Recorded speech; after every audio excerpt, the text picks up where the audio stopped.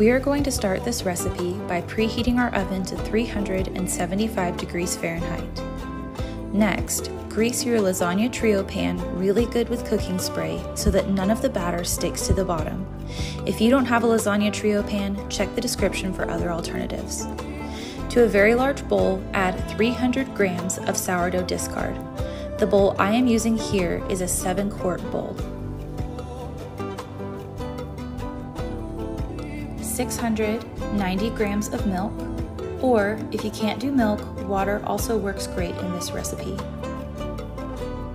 1/3 cup of honey. You'll notice that I greased the dish with cooking oil so that the honey will slide out easily, though for some reason I decided to use my spatula anyway. And lastly, 1/3 cup of oil.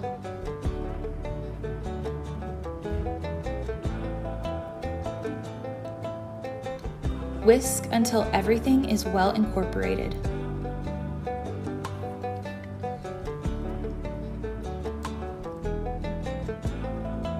To a medium-sized bowl, add 775 grams of flour,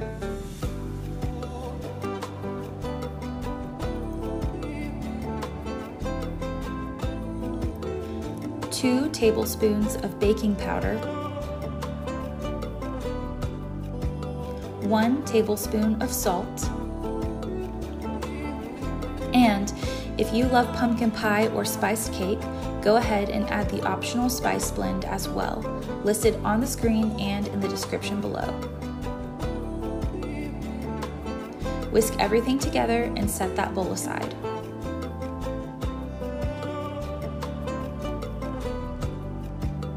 In a third bowl, gather together your dried fruits and nuts.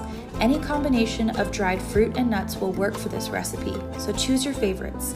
As long as the total amounts to 8 to 9 cups, you are good to go. Combine your ingredients. Add the flour mixture to the liquid mixture.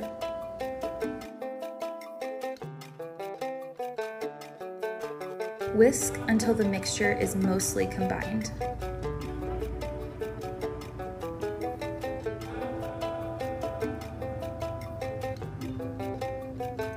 Then, add your dried fruits and nuts and mix well.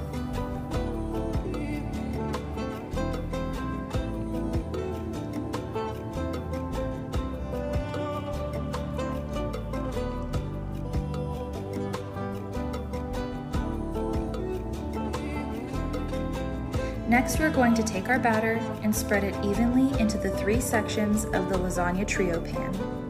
I like to do this by scooping the batter from the bowl into the pan with a large scoop, but you can do this any way you like as long as it is evenly divided.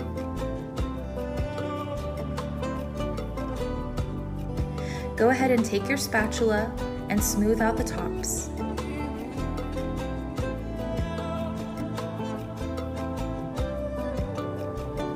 Then we're going to bake this in our preheated oven for 40 to 50 minutes until a toothpick comes out clean or until it temps at 190. Once the loaves have cooled slightly in the pan, remove them and place them on a cooling rack to cool completely. Once they have cooled, wrap each piece in plastic wrap to prevent them from becoming too firm.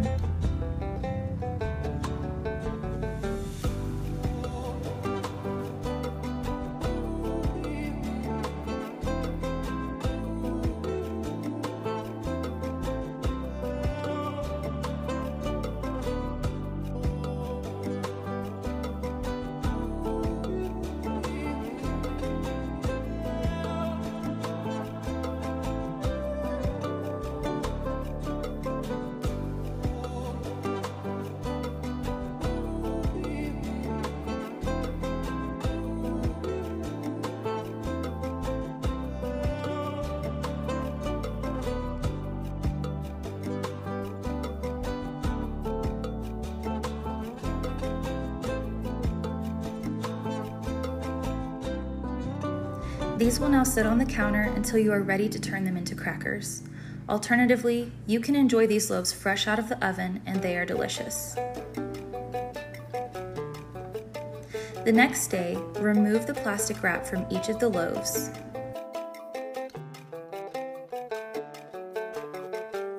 Slice them into 1/8 inch thick or 1/4 inch thick slices.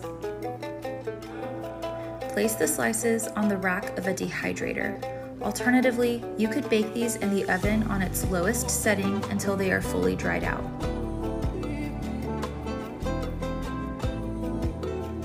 Set your dehydrator temperature between 125 and 135 degrees Fahrenheit.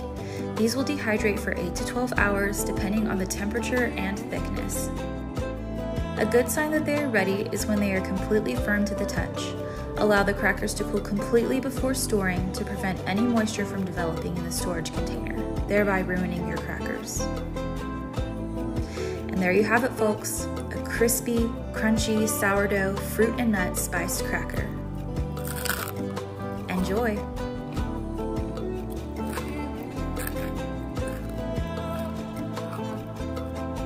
Thanks so much for watching my video. If you liked it, don't forget to hit thumbs up and subscribe for more.